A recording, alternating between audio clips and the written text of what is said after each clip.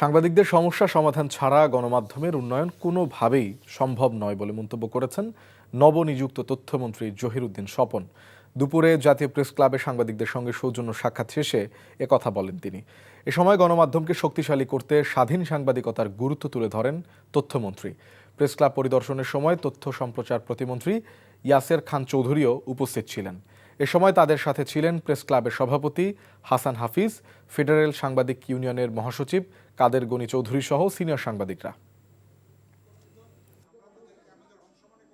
সাংবাদিক সমাজ তাদের সমস্যার সমাধান না করে গণমাধ্যমের সমস্যার সমাধান করা যাবে না।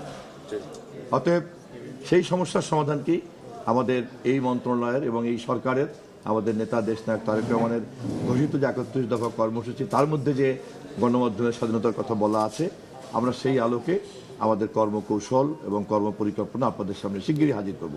তার আগে সাংবাদিক মহল সহ সকল অংশীদারদের সঙ্গে আমরা ধৈর্যের সঙ্গে মত বিনিময় করব এবং পরামর্শ গ্রহণ করব।